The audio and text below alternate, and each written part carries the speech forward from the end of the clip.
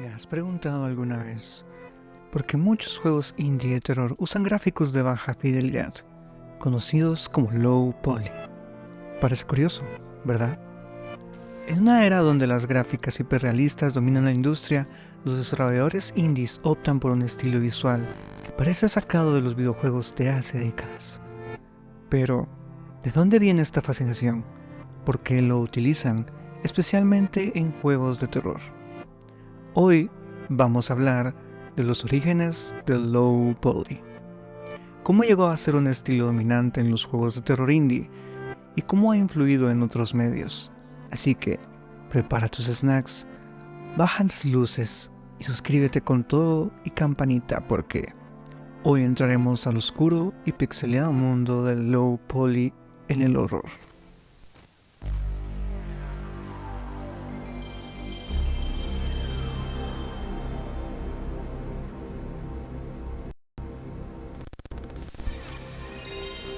El low poly, tanto como el pixel art, son tendencias estéticas que nacen de las limitaciones técnicas y tecnológicas de la época, donde estas no eran un estilo, sino la mayor calidad gráfica posible. El origen del low poly en el ámbito de los videojuegos se remonta realmente a una época donde las consolas no eran capaces de renderizar gráficos 3D, sino únicamente simularlos mediante gráficos vectoriales que daban la ilusión de lo que hoy conocemos y percibimos como un polígono 3D. El primer videojuego considerado 3D es Battlezone, lanzado por Atari en 1980.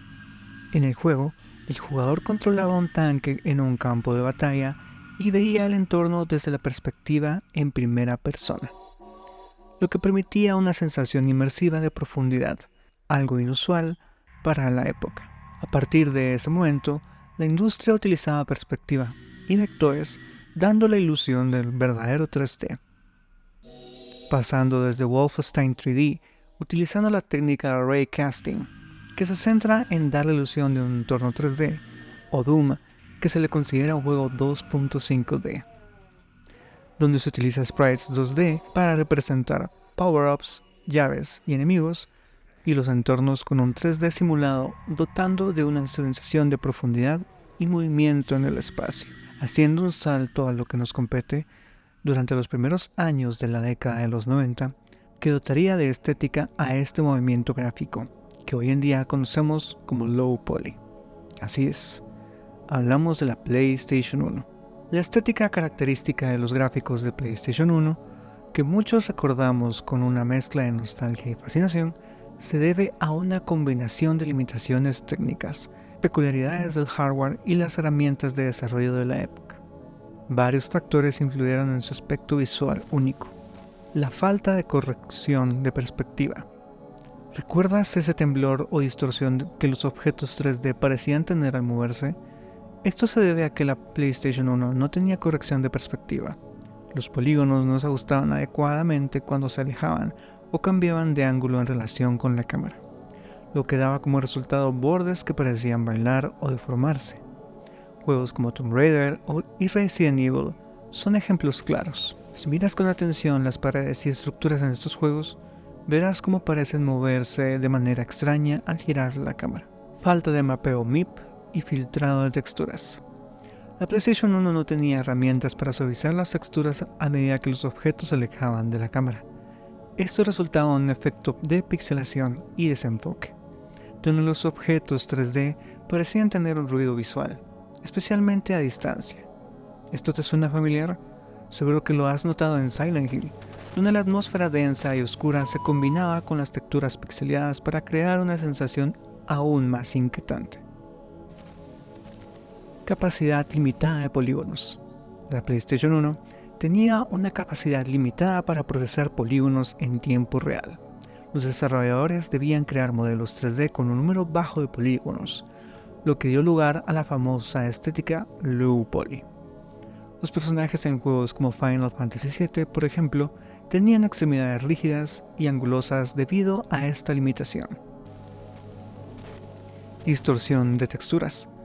La PlayStation 1 tampoco contaba con un sistema avanzado de mapeo UV para aplicar texturas a los modelos 3D, Esto significaba que las texturas a menudo se estiraban o distorsionaban dependiendo del ángulo de la cámara o del polígono sobre el cual se aplicaban. Esto es evidente en juegos como Metal Gear Solid, donde las texturas de las paredes a menudo parecían moverse al cambiar de perspectiva. Uso de la niebla. Finalmente, uno de los trucos más icónicos de la PlayStation 1, la niebla. Además de crear atmósferas densas, la niebla en juegos como Silent Hill ayudaba a ocultar la distancia del renderizado limitada, lo que permitía a los desarrolladores no preocuparse tanto por los detalles ajenos.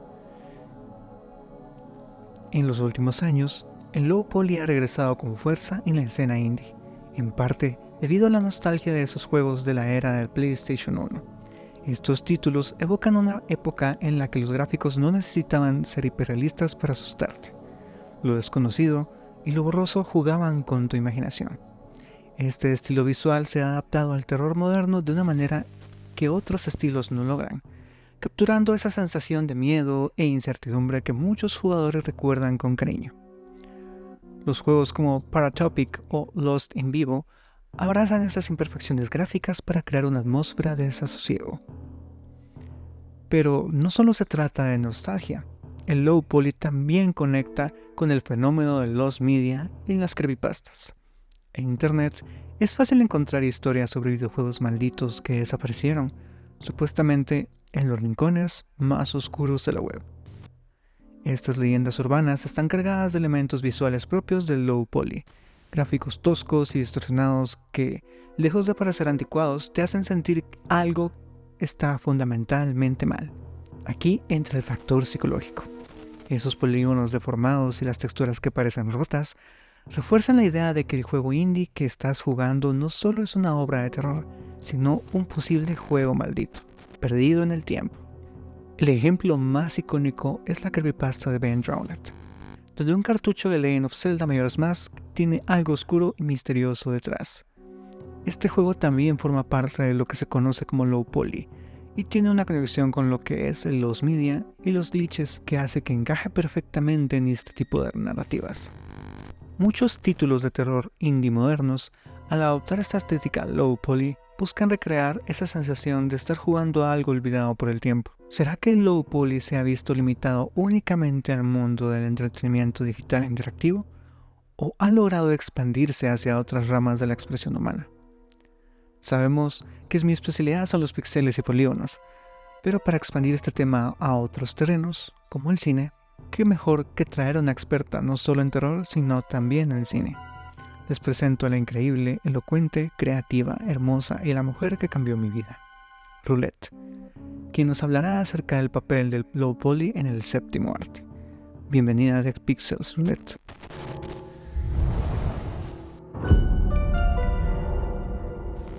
Muchas gracias, The Pixels. Te preguntarás, ¿qué relación podría tener el low poly con el cine? Este es un medio en el que la perfección suele ser la meta. El low poly ofrece una alternativa refrescante. No se trata de mostrar cada fibra de cabello o cada poro en la piel. Estamos contando historias a través de la abstracción. Películas y cortos animados como Everything de David O'Reilly han demostrado que este estilo puede contar historias poderosas. Un tráiler de 11 minutos con la voz en off del filósofo británico Alan Watts ganó el premio del jurado en el Festival de Cine de Viena Independent Shorts del 2017 en mayo del mismo año. Debido a esto, estuvo en la larga lista de consideración para el premio de la Academia por Mejor Cortometraje de Animación en la 90ª edición de los premios de la Academia, lo que lo convierte en el primer tráiler de un videojuego en calificar para los Oscar. Imagina esto: un mundo hecho de formas simples, donde los personajes y los escenarios se construyen con bloques geométricos. Suena básico, ¿verdad? Pero aquí es donde ocurre la magia. El low poly en el cine invita al espectador a completar el mundo con su imaginación. Las emociones y los significados no vienen dictados por la sobrecarga de detalles, sino por la forma en la que nuestra mente llena los vacíos. Este es el poder de la abstracción. En lugar de espectadores pasivos, nos volvemos co-creadores. Las formas angulares y los colores planos no limitan la narrativa, sino que liberan los detalles innecesarios centrándose en lo esencial. El verdadero poder de low poly reside en su capacidad para hacerte parte del proceso creativo. mientras que el cine hiperrealista te muestra el mundo tal y como es. El low poly te da solo piezas clave, dejando que tú armes el rompecabezas en tu mente. Y esa es la esencia de su conexión tanto con el cine como con los videojuegos. Se trata de invitarte a pensar, imaginar y sentir más allá de lo que ves en la pantalla.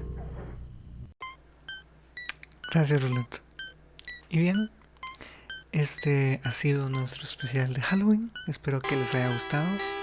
Y antes que nada quisiera agradecerles por las 10.000 views del último video. Yo sé que eso fue hace ya casi más de un mes, pero realmente sí me cuesta mucho encontrar el tiempo para poder editar la cantidad de videos que quisiera para ustedes. Gracias también por el apoyo que me han dado en los videos que estamos subiendo. Y pues invitarles a que también se echen una vuelta por el canal de Roulette. Si les gusta el cine, si les gusta el terror, el true crime, todo este tema, no está de más invitarlos a que se suscriban a su canal y al mío si no lo han hecho. Así que nos vemos a la próxima.